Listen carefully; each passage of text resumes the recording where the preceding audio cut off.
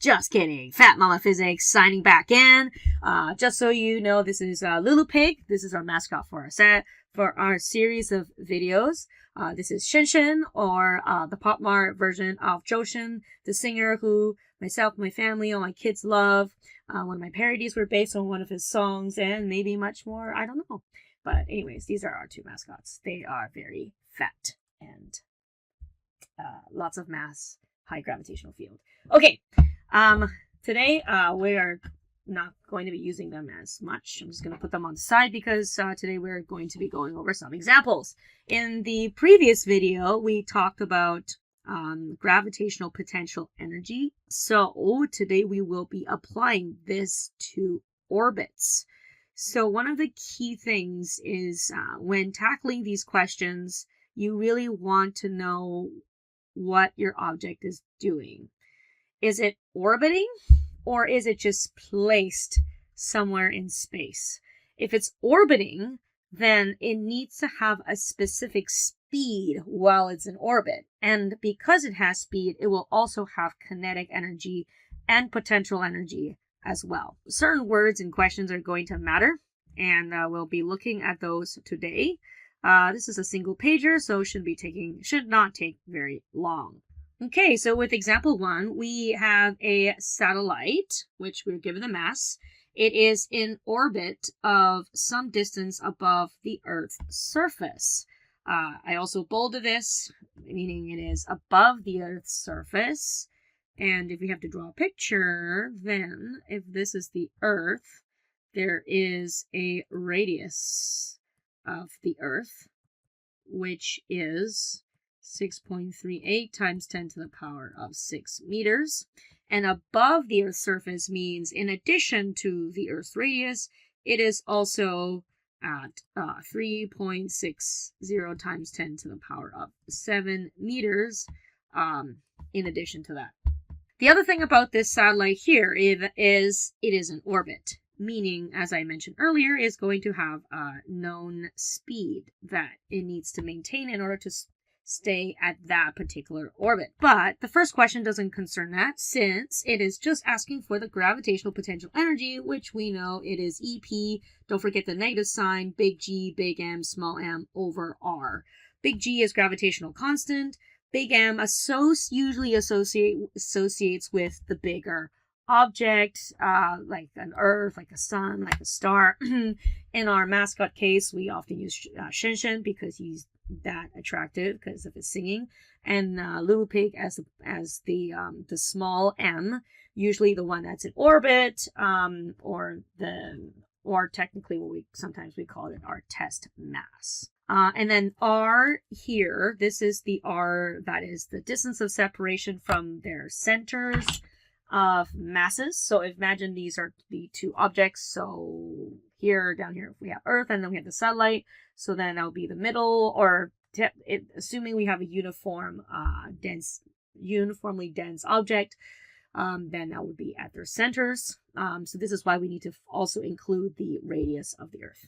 Negative 6.67, abandoned word in this household. But anyways, big mass of the Earth, this is usually given to us, and I realized that it's not in your formula sheet. So you do not need to memorize the mass of the Earth, except if you use it enough, you will probably memorize it anyways. 5.98, just checking with this version I have. Okay, sometimes it's 9798, then it's 98. Times 10 to the power of 24. Mass of the satellite, 2,500 kilograms. Sorry, these are all kilograms. And all over. Okay, so the bottom R, don't forget, we are going to include the radius of the Earth, which is 6.38 times 10 to the power of 6 meters, plus the distance above the Earth's surface, 3.6 times 10 to the power of 7 meters. There's a couple of key strokes that'd be good to note. Don't forget, you can store numbers in your graphing calculator. Let's say I want to store 6.67. And before that, I also want to show you how to write the times 10 to the power of the scientific notation. So if you take a look here, this is the EE sign. EE, to get that, I do, because it's blue, second EE. And if I want to have a negative exponent, so negative 11, and it's okay to not have brackets around that. But let's say I want to store this as a particular letter. Let's say G, I just press the STOR for short for store. And I'm going to identify the letter G, this G over here, and it's in green, so I press alpha, G, and I press enter. So if I want to have G used in anything, I just press alpha G, and then so that number shows up. So what I can do is, in this case, I can put alpha G. Actually, before that, I need to put the negative sign. By the way, if you forget that negative sign in the answer, I will not give you full credit for that question. So you do need to, and also it will affect your future calculations for adding and subtracting values. So that negative sign is important. Common mistake. Okay, so I have negative G times the mass of the Earth, 5.98. Actually, I should use my mouse instead. Negative EE to the power of 24. I believe the mass of the satellite was 2,500 divided by, and this is where brackets become very important, especially if two things that belong to the bottom. Radius of the Earth, 6.38 times 10 to the power of 6 plus, I'm trying to remember the other number so I don't get adds again. I think it's 3.6, I think. Times 10 to the power of 7. Put it all in brackets. There is no square here because we're not calculating gravitational force of attraction. We're calculating gravitational potential energy. So we press enter, and it gives me this number, negative 2.3529 times 10 to the power of 10. So 23529. 23529. 23529. 23529. Negative sign times 10 to the power of 10. Rounding that to looking like maybe 2 to 3 sig figs. 2 sig figs would be negative 2. Unfortunately, that's going to be 2.4 times 10 to the power of 10 joules because we're talking about energy, and therefore it matches that. Okay, enough for the online simulator. I don't have to use it again. Okay, moving on to the next question. Calculate the satellite's orbital speed at this location.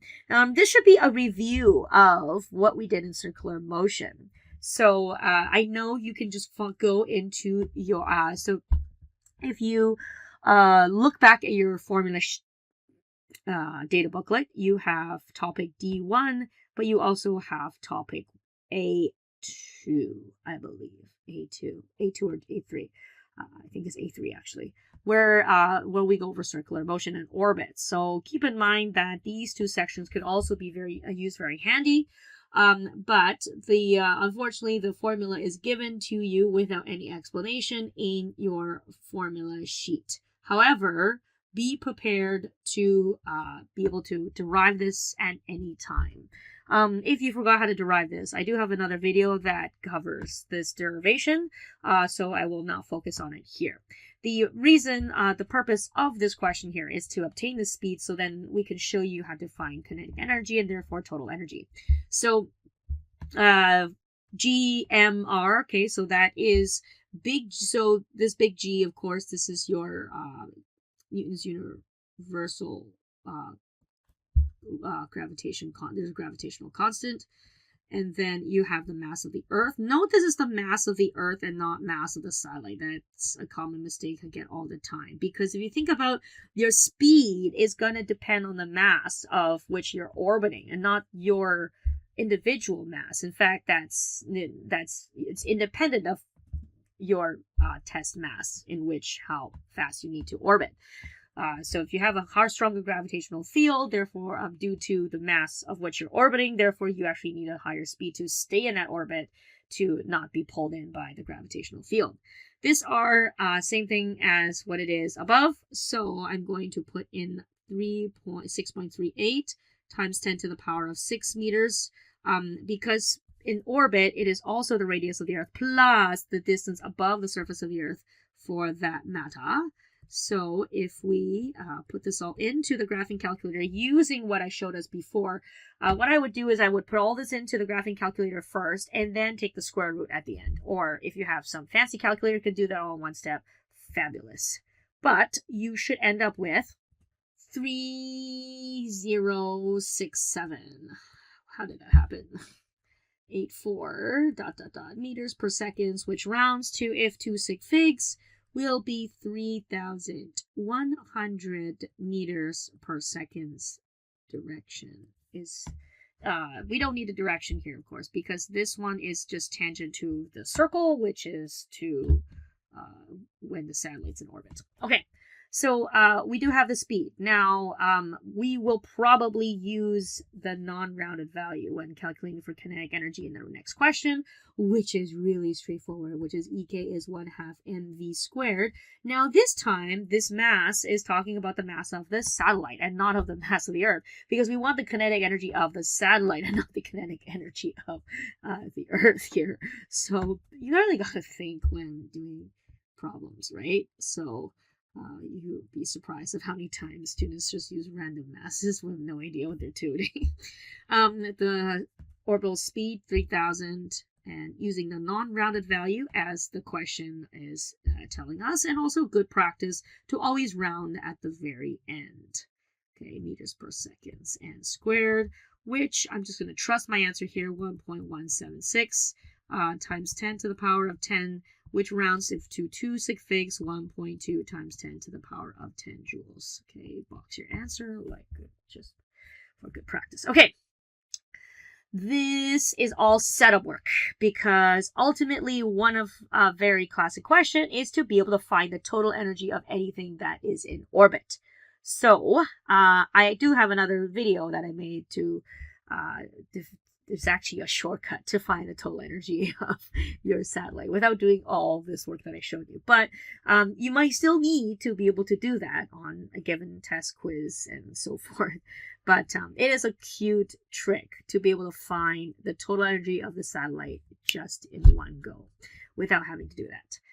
But since we do have all of these values, we can actually find the total energy. And of course, total energy is the potential energy plus the kinetic energy of your object, and technically plus all other forms of energy, but not in this case. Only potential kinetic are the ones that this satellite exhibits.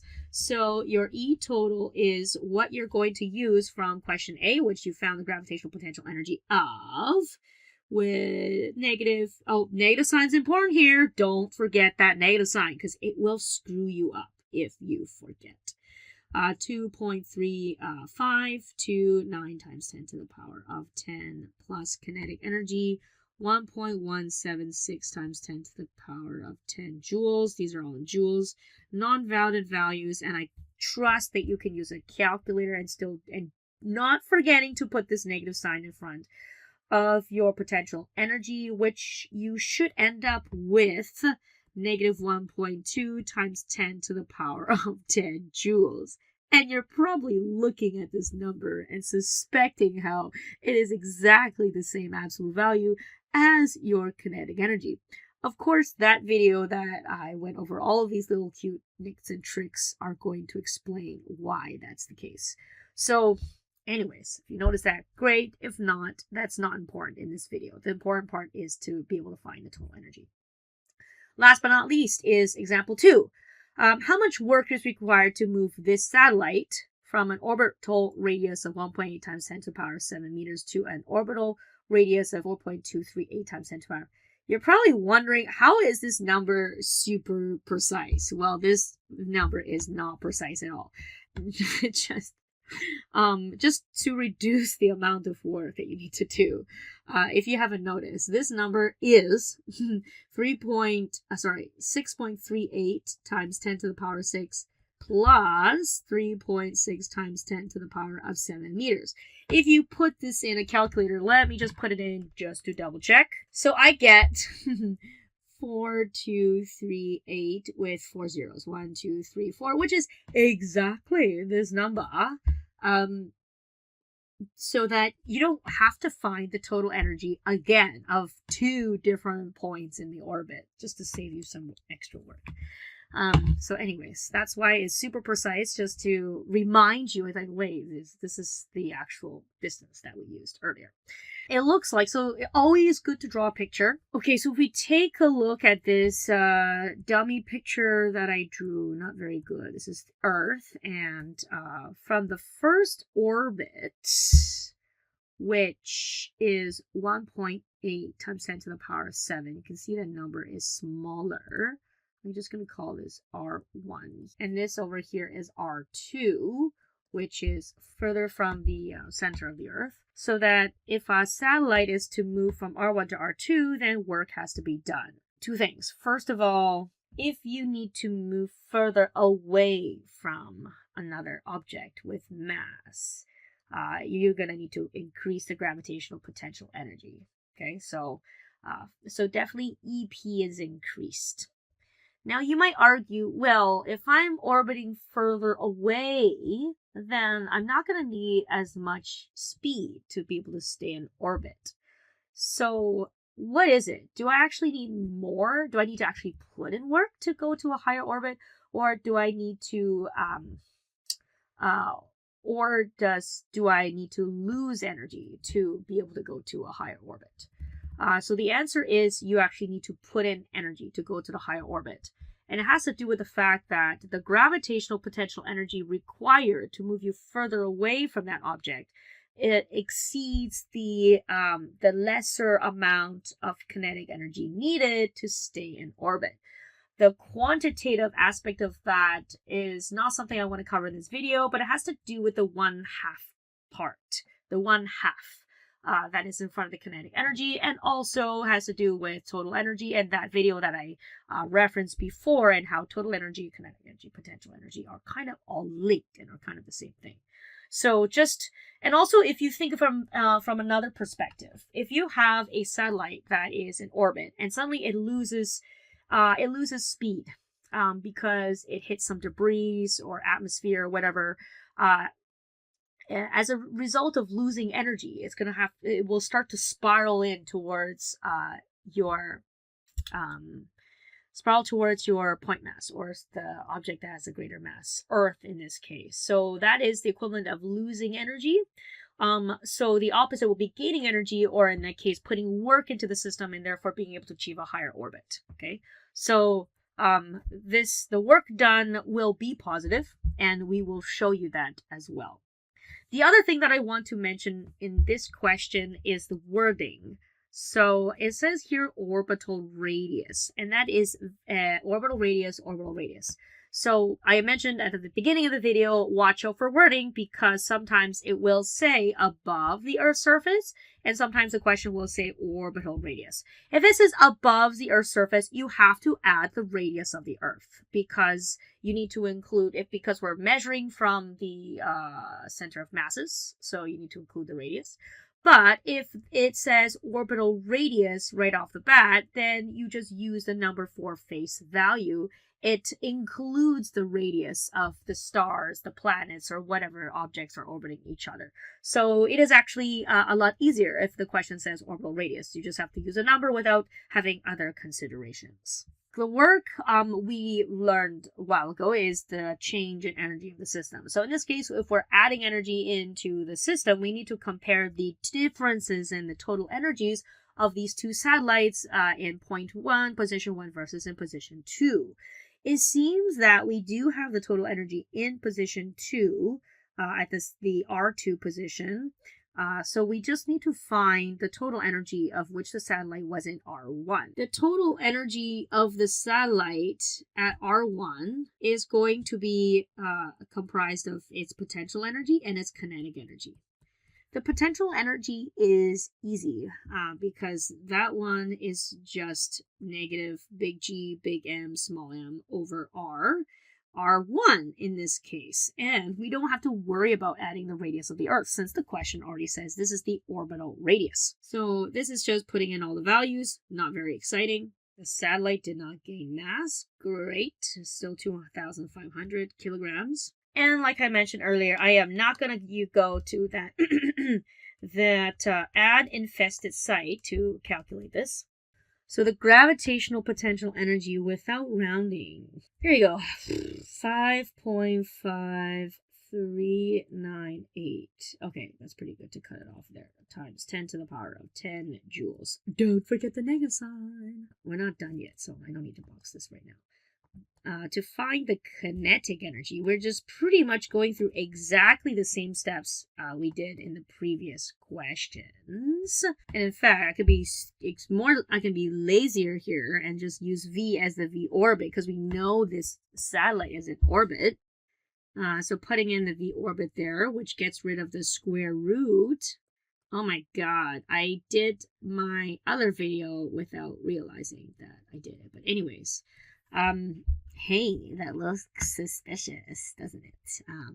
Anyhow, I'm not going to focus on that in this video, as I promised, but it's just another means to make our lives a little bit easier so we don't have to do two things. I prefer just, prefer to use pure symbols until the very last step. Now, I guess you're right. I could have just put everything, all the symbols, in the one equation.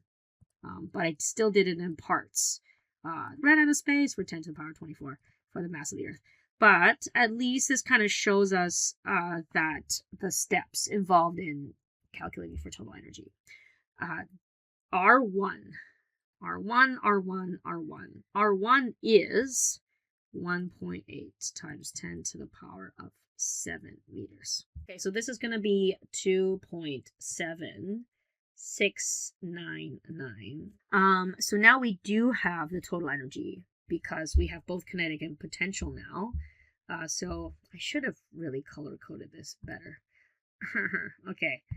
Anyhow, potential energy is negative 5.5398 plus 2.7699 times 10 to the power of 10.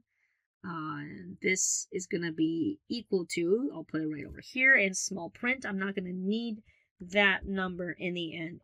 Actually, well, that's not the last step. So, plus potential. And one of the things I like doing while I'm putting things in my calculator is I tend to be saving numbers in the letters, like K for kinetic and P for potential. That way, when I mess up, I can reuse those numbers again for something else. So in the end, after I add them, I get negative 2.7699. Wait, what? That's the same as I told you. Yeah, you're right. I should have just did it with the shortcut instead of walking you through all these steps again. But I guess it's a good recap. Okay, so don't forget, we're not done yet because we just found the total energy at R1. The final step, which let's do that in red, okay? So the work done, which we know is the change in energy, which is the energy at point 2, because it's final minus initial, minus the total energy at position 1. Position 2 we found in question D, because that's R2. Negative 1.2 times 10 to the power of 10 joules. Actually, you're right. I should use the non-rounded value. And because you're super smart now, and you should know that this is just equal to the kinetic energy, absolute value with a negative sign, 1.176 times 10 to the power of 10, minus, and this is where the negative signs are important, because if you minus a minus, of course, that becomes positive, minus this number here that we found for R1, total energy at R1, negative 2.7699. We get 1.59, which rounds up to 1.6 times 10 to the power of 10 joules. Hey, that's perfect. Exactly what we got. There are also great questions where if your satellite loses energy, to what orbit does it drop down to, and then and so forth. Anyhow, I have extended my stay for this video, so Mama Physics, signing out.